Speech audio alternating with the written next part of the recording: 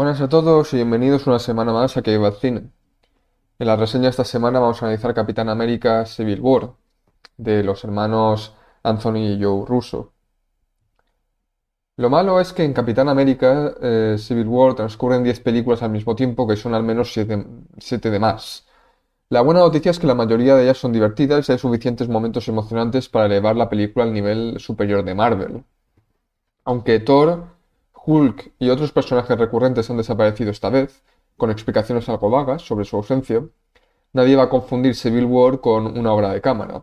Los trailers vendían esta entrega como una historia de guerra intravenosa desencadenada por la exigencia del gobierno de que el Capitán América, que es interpretado por Chris Evans, permita el arresto de su viejo amigo, el Soldado de Invierno, alias Bucky Barnes, interpretado por Sebastian Stan, un asesino cuya brújula moral ha sido revuelta por un lavado de cerebro para que sea castigado por su presunto papel en un ataque terrorista. Y eso es, pero solo una parte del tiempo. Además de una docena de personajes principales y otra docena de personajes menores, incluyendo a Pantera Negra, que es interpretado por Chadwick Boseman, y a Spider-Man, interpretado por Tom Holland, todos corriendo, volando, pisando fuerte y lanzando ráfagas a través de una larga y abultada historia inspirada en el arco de la novela gráfica Civil War del año 2006. Temáticamente es una idea de olla, es una ida de olla, sinceramente, al igual que Vengadores la Era de Ultron, Capitán América, El Soldado de Invierno y Iron Man 3. Civil War trata simultáneamente de las ramificaciones de la intervención estadounidense en un mundo posterior al 11S, la responsabilidad de los contratistas militares privados, que es básicamente lo que son los Vengadores aquí, de someterse a su gobierno y a las Naciones Unidas, de la cuestión de si las bajas civiles anulan la rectitud de una misión noble, del encanto y el precio de la venganza, y de las luchas continuas e inacabadas de los individuos por entender cómo su pasado impulsa sus acciones presentes. Hay un poco de lógica del Caballero Oscuro, o lógica en la narración al menos. Los personajes hacen cosas a otros personajes porque saben que provocarán una reacción en cadena que acabará conduciendo a un momento muy concreto al final. Por suerte para ellos, cada paso va según lo previsto, porque si no fuera así no habría película.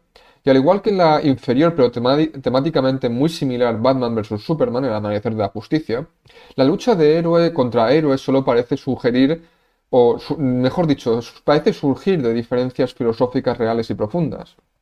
Resulta que el verdadero problema es que estos personajes no hablan entre sí cuando deberían hacerlo. Dicho esto, se trata de una película satisfactoria que se toma en serio a sus personajes, pero no a sí misma, y que mezcla secuencias de asombro, ingenio visual y patetismo con la construcción del mundo y las tareas dramáticas. Al reunir al equipo creativo del Capi, formado por los directores Joe y Anthony Russo y los guionistas Christopher Marcus y Stephen McCree, Civil War mejora a medida que avanza, tanto como película de acción como película en su conjunto. He visto críticas que se quejan de que ningún personaje tiene suficiente tiempo en pantalla, pero a mí me pareció que la distribución era sinceramente adecuada. A estas alturas ya sabemos mucho sobre los personajes establecidos, no hace falta decir mucho sobre Peter Parker, salvo que es un adorable y sabelotodo adolescente que vive con su tía May, interpretada en este caso por Marisa Tomei, y que solo lleva 6 meses lanzando telarañas. Esta historia tampoco requiere mucho más del hombre hormiga, interpretado por Paul Rudd, salvo que se haga el remorón con Tony el Capi y la pandilla y se esfuerce demasiado. Pantera Negra, alias T'Challa, se define por su justa ira, por una injusticia perpetrada contra su familia y su nación, y ahí es exactamente donde el personaje necesita estar para esta película. La acción es sólida, a veces inspirada. La mejor escena de Soldado de Invierno era que cuando era la del Capi eliminando a un grupo de posibles asesinos en un ascensor. Tenía una pequeña fuerza frenética que era mucho más emocionante que ver cómo se estrellaban los helitransportes y se derrumbaban los monumentos. Esta parece haber inspirado las mejores escenas de acción aquí, en esta película. No solo un festival de puñetazos en las escaleras que hace que Bucky se balancee desde un tramo de barandilla desgarrado como Tarzán en una liana, sino en un enfrentamiento más grande, más ruidoso y más salvaje entre los Vengadores en la pista de un aeropuerto. Aunque la acción cliché de cámara en mano y de látigo sigue careciendo de belleza y personalidad, esta es limpia y exacta. Hace un uso inteligente de los poderes de los distintos héroes, es más cómica que viciosa, y no deja dudas sobre los ángulos y métodos de ataque de los personajes, donde están en relación con los demás y lo que está en juego. El guión nunca llega a encuadrar de forma convincente la visión de esta película del Capi como un tipo dispuesto a enfrentarse en solitario a las fuerzas del gobierno lideradas por Thaddeus Thunderbolt Ross, interpretado por William Hurt, que quieren regular las intervenciones superheroicas del Capitán América, del Soldado de Invierno, la película del Soldado de Invierno, que decidió que prefería ir contra su propio gobierno antes de permitir que uno de sus más altos cargos militares ordenara asesinatos extrajudiciales. Abro comillas. Puede que no seamos perfectos, pero las manos más seguras siguen siendo las nuestras, cierro comillas. Esto es lo que dice el Capi, lo que le dice el Capi a Tony Stark. Un sentimiento que podría haberse puesto fácilmente en boca de los personajes de Robert Redford en El Soldado de Invierno, que es el personaje de Alexander Pierce. Es como si el Capi fuera un hipócrita que piensa que el justiciero está bien siempre que él sea el justiciero, lo cual sería un punto sólido si alguien en esta película lo planteara. Me parece que el industrial de Iron Man, de Tony Stark, interpretado por Robert Downey Jr. con sus inclinaciones capitalistas de vaquero, sería un candidato más probable para abrazar la posición que el Capi adopta aquí. Es cierto que Stark le preocupa ver cómo el Capi, el halcón, que es interpretado por Anthony Mackie, la bruja escarlata, interpretada por Elizabeth Olsen, y la viuda negra, interpretada por Scarlett Johansson, provocan la muerte de inocentes cooperantes de Wakanda mientras intentan detener el robo de armas biológicas en Lagos, Nigeria. Y se siente realmente avergonzado por un encuentro con una empleada del Departamento de Estado, interpretada por Alfred Woodward, cuyo hijo apareció durante la batalla final de la Era de Ultron. Aún así, el posicionamiento filosófico del Capi en relación a Tony Stark se siente un poco en plan de haznos caso, por favor.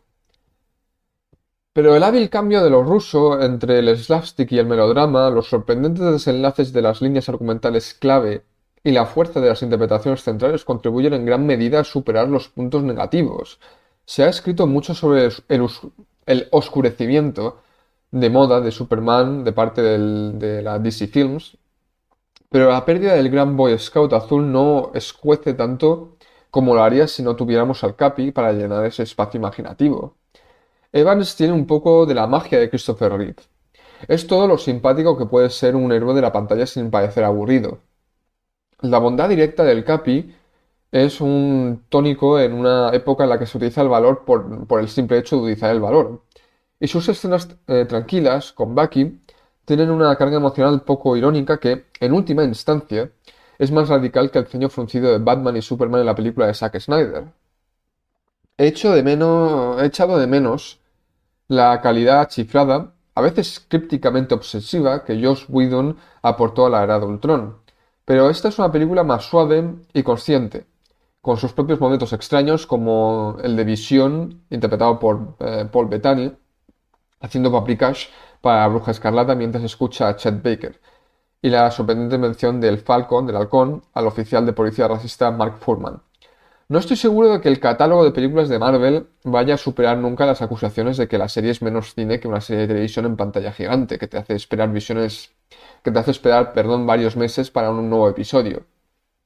Pero no creo que a los cineastas o a los fans les importe estas distinciones.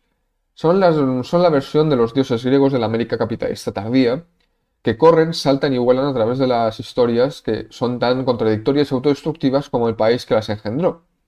A menudo afirman que están destruyendo el mundo para salvarlo, pero no saben realmente por qué hacen las cosas.